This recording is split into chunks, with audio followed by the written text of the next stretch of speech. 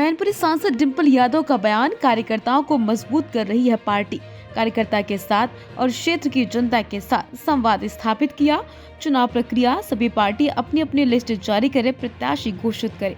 CBI के notice बहुत सारे नेताओं को आ रहे जो बीजेपी का कड़ा मुकाबला कर रहे हैं। बीजेपी जानती है आज देश के हालात क्या है। हमारा देश 1.5 लाख करोड़ के कर्ज में डूबा है। बीजेपी सरकारी जमीन बेच रही है, एयरपोर्ट बेच रही, पेपर लीक करवाकर युवाओं को नौकरी नहीं मिल रही, रोजगार नहीं मिल रहे हैं। युवाओं के साथ खिलवाड़ किया जा रहा है।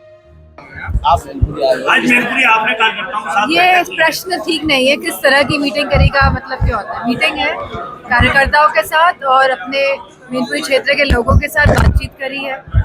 जी बताइए। आज बीजेपी अपने प्रत्याशी पहली लिस्ट जारी करने जा रही है, क्या कहेंगे? उसमें मैनपुरी का भी नाम है। ये तो चुनाव की प्रक्रिया है कि सारी पार्टी अपनी अपनी लिस्ट जारी करेंगी, तो इसमें हम क्या कह सकते हैं? अजय जी को दोबारा सीबीआई का मिलने जा रहा है और ऐसे ही खनन के मामले में जो राज्य मंत्री है प्रतिभा शुक्ला, उन्होंने कहा है कि खनन माफिया इतने मजबूत हो गए हैं कि उन पर कार्रवाई कराना हमारे बस की बात नहीं है।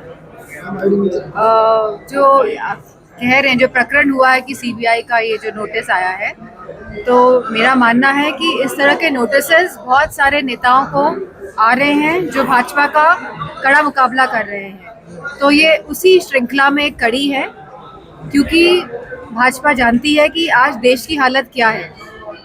हमारा देश जो है वो 1.5 लाख करोड़ के कर्ज में डूबा हुआ है, जहां एयरपोर्ट बेचे जा रहे हैं, जहां रेलवेज बेची जा रही है, जहां जो गवर्नमेंट की जो सरकारी ज़मीनें होती है उनको बड़े बड़े उद्योगपतियों को बेचा जा रहा है, जहां हमारे युवाओं के जो पेपर दे के आते हैं, जो आशाएं जागृत होती है कि शायद अब नौकरी लग जाएगी, पेपर जानबूझ के लीक करा दिए जाते हैं जिससे कि युवाओं को नौकरी ना मिले।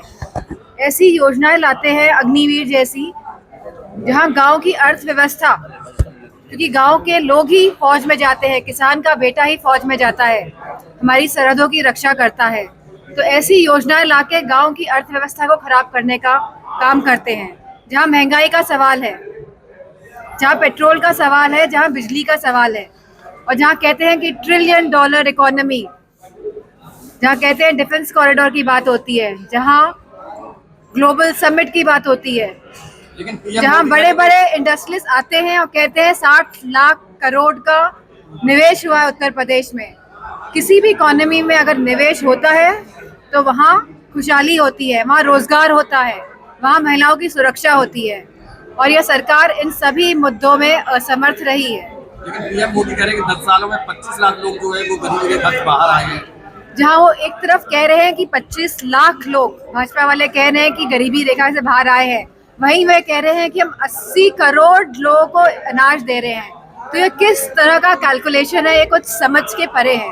ओबीसी की पार्टी ने 7 मुस्लिम बहुल सीटों पर अपने कैंडिडेट उतारे हैं, इस बारे में आप क्या कहेंगे? मेरा मानना है कि अगर जिन्होंने कैंडिडेट उतारे हैं, जो आप बात कह रहे हैं, अगर वो राउंड द क्लॉक का मतलब रोज लोगों से संपर्क बनाए, लोगों की बातें सुने, उनकी समस्याओं का समाधान करे, तो अच्छा होगा। तो उनकी पार्टी भी प्रोग्रेस करेगी। ये चुनाव टाइम में जो आते हैं तो इससे कोई फर्क पड़ने वाला नहीं है। सांसद जी, आपकी पार्टी के लोगों को भाजपा में कैबिनेट में जगह मिल रही है? जैसे कि राष्ट्रीय अध्यक्ष जी ने कहा कि पैकेज मिला है, रसगुल्ला मिला है, रसगुल्ले के अंदर क्या मिला है, अब ये बात धीरे धीरे उजागर होगी। मणिपुर वाली घटना